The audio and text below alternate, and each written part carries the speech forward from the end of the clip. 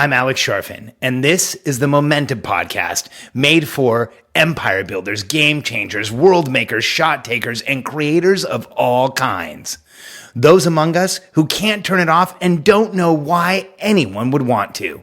We challenge complacency, destroy apathy, and obsess about creating momentum so we can roll over bureaucracy and make our greatest contribution. Sure, we pay attention to their rules, but only so that we can bend them, break them, and rewrite them around our own will. We don't accept our destiny, we define it. We don't understand defeat because the only way you lose is if you stop, and we don't know how. While the rest of the world strives for average and clings to the status quo, we are the minority.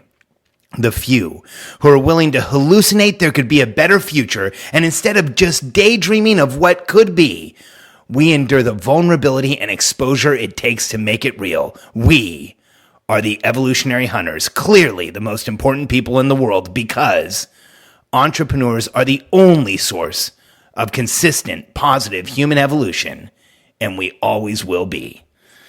Welcome to episode 21. Welcome to episode 31. Why entrepreneurs suck at goals and you don't have to. In my career, this has been one of those things that comes up over and over again. Goal setting and setting objectives and achievements, and how should we go about this as entrepreneurs? What should we do so that when we go out to set a goal, we can actually achieve it and make it happen? Well, let me just share some facts with you. Less than 4% of the population actually writes down goals and tracks them. And the fact is, we know that most people do it once a year, right around New Year's. And when do they look at their goals again? Right around New Year's. But these days, I think there's a bigger challenge and a more endemic, more maybe even inbred is the right word, challenge to entrepreneurs trying to set goals. I'll share with you an anecdote. These days I go out and I speak to a lot of entrepreneurs at all levels of experience. However, when I ask, what is your 1-year goal for your business? I often get the exact same answer, regardless of what someone's done, regardless of where they've been. And the answer I get most often is $1 million a year. And understand, 90% of the business in the United States make less than $100,000 a year. Only 3% of that businesses ever eclipse $1 million in gross revenue. But that's the answer that most entrepreneurs give me. Whether they're startups, they've never made a penny, they have this goal. 1 year, I'm going to make $1 million. And here, I'll share with you the second most often answer these days. If I don't hear 1 million, I hear 10 million. Only 4 out of 1,000 businesses will ever eclipse $10 million in gross revenue. So when someone who's never made money before tells me they're either going to be at $1 million in the 3% or at 10 million in the 0.04%, I always wonder where that comes from. And I think I know. One of the biggest challenges today for entrepreneurs is that every one of us has been to that crazy goal setting seminar. And I think you know what I'm talking about. It's the one that goes something like this. Write down the biggest, most audacious, most crazy goal you've ever had. That is your 1-year goal. But before we leave, I want you to cross it out and double it. And that is going to be your goal.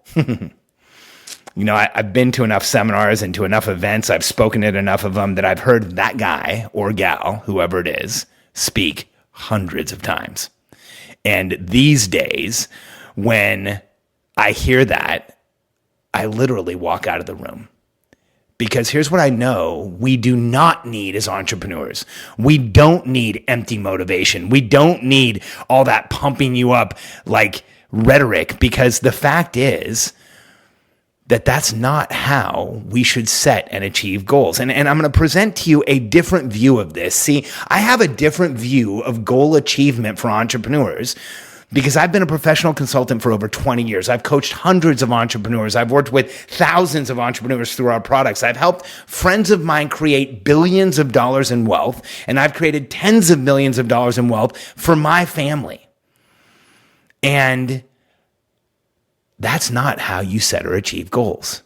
In fact, as a consultant who had to stick around, as the person who was in the room helping the goal actually be achieved, as the person who is with the team, helping the entrepreneur grow, helping them actually build the business. Whenever one of my clients goes to a seminar like that, I cringe. Because setting those empty goals do nothing more than create a massive whipping stick we can take and throttle ourselves with. Because the fact is, if you've never made money before, if you're under $100,000 a year, $1 million might be a good achievement, might be a good vision, might be something to put off on the horizon. Even 10 million is something to think about. And I never want you to give up on those objectives. However, if you're going to track and achieve goals, I have a completely different take. And in order to share with you where this comes from, I want to share with you a life experience that I had that is completely different than business. And it's completely outside the realm of coaching entrepreneurs and coaching businesses. It actually has to do with some time that I've spent with a friend of mine in the Special Forces. Ever since I was in my 20s, I've volunteered with the military a lot. I just got back from Fort Hood a few weeks ago, where I got to spend a day morning training, transitioning military officers that were leaving the service of our country and going on to what they were going to do next. And for my whole career, I've spent time coaching and volunteering with the military. I was never in the military, but I believe that anyone who served our country deserves, at the very minimum, our unconditional respect and regard. And I do what I can to help. And I think the person who's benefited most from me working with the military is me.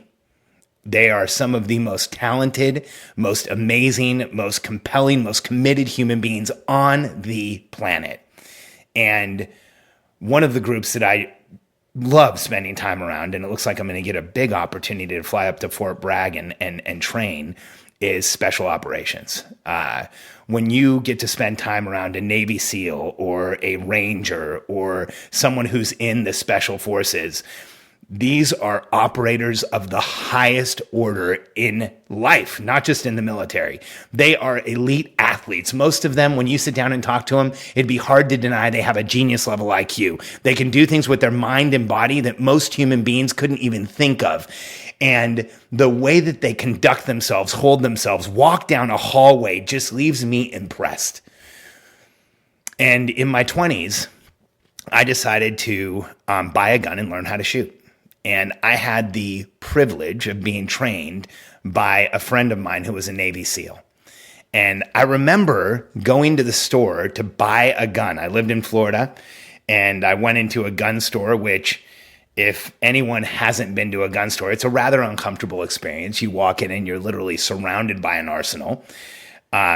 In this gun store, like in most gun stores, the person working behind the counter was actually wearing a gun on his hip. So it's kind of like walking into the wild, wild west. And I remember the experience of buying the gun. I bought a 9mm, and I remember holding it in the store. My hands were a little shaky. I remember thinking, can I even do this? Should I buy a gun and learn how to shoot? I'm from California, where, like, you know, you're not allowed to even have guns. I'm pretty sure you're allowed to have them, but it's kind of a joke in California. You have to have it like locked in your trunk, disassembled. The bullets have to be in a different place. Like, you really can't have a gun with you. And I remember the nerves that I had in buying the gun. And I took it home.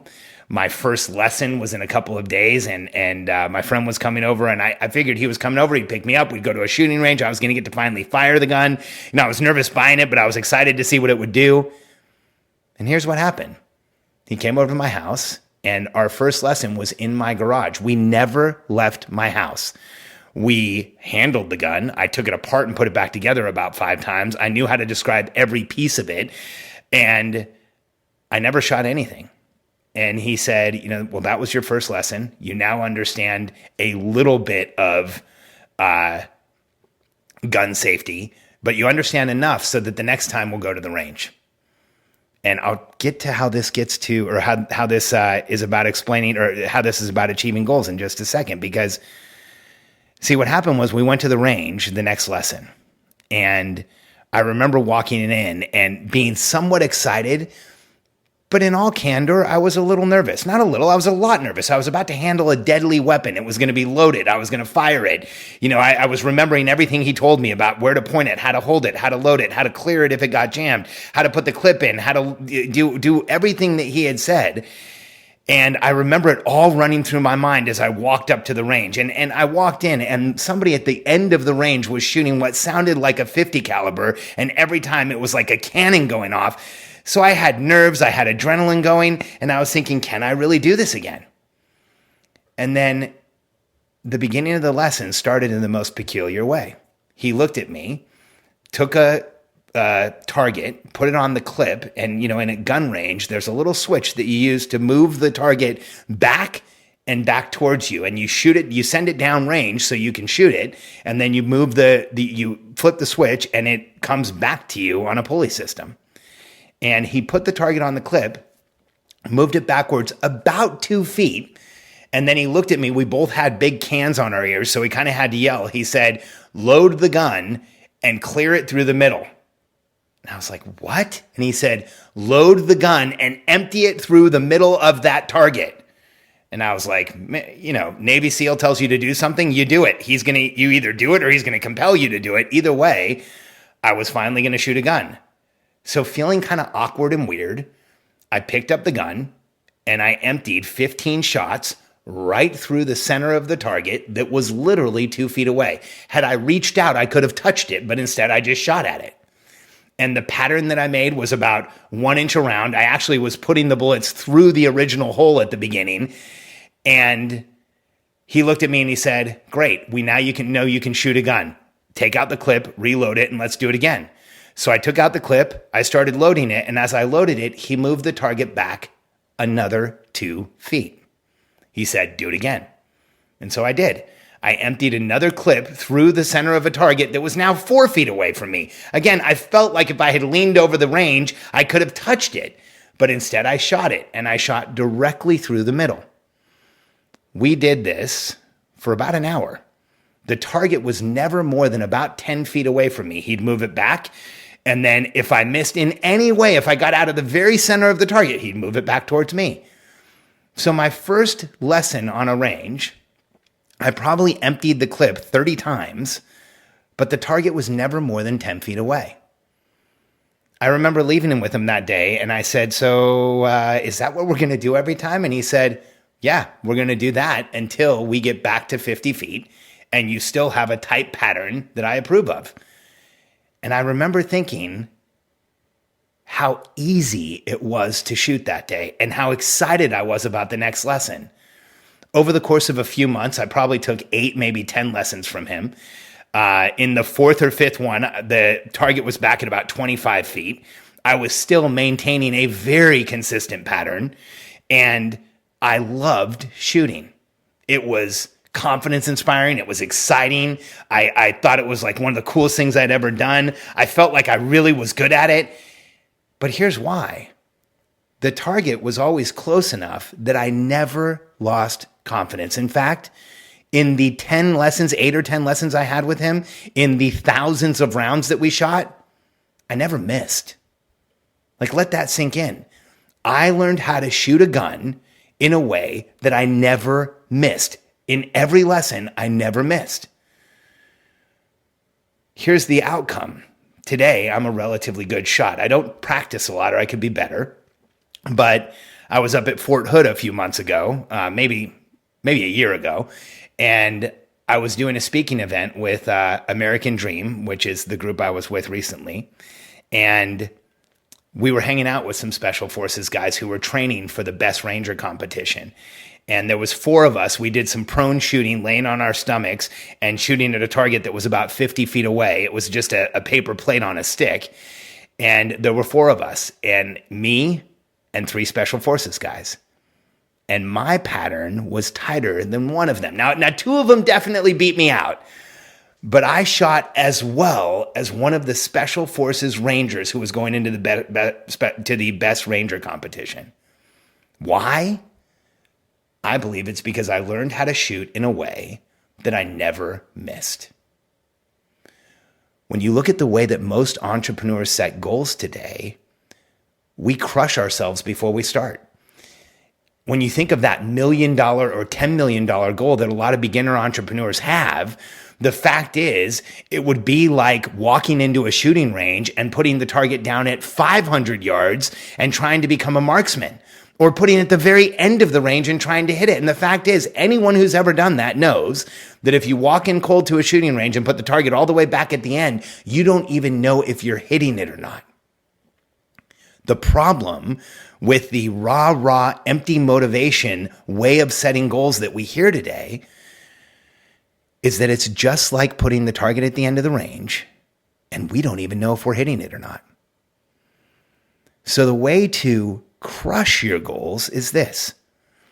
Think of what would make you feel like you have moved forward by the end of the year. And this is how I coach every one of my private clients who, by the way, grow multi-million-dollar companies at a rate much faster than the average company or the average entrepreneur does, and achieve rates of wealth and income that most people never dream of in their lifetimes. I coach them in this way.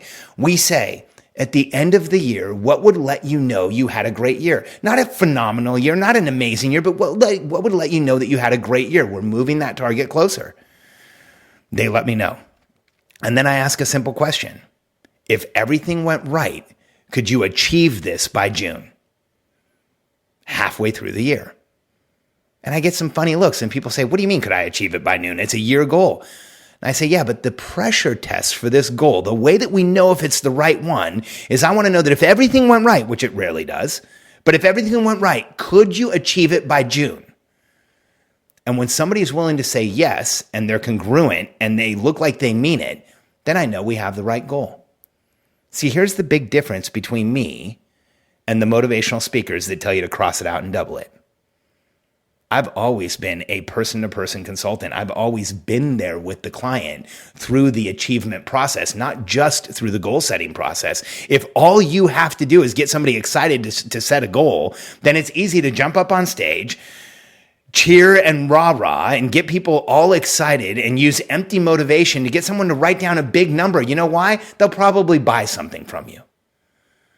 But if you're not there with them every step of the way, you don't see the fallout of setting unrealistic, unattainable goals that don't make sense in the present situation.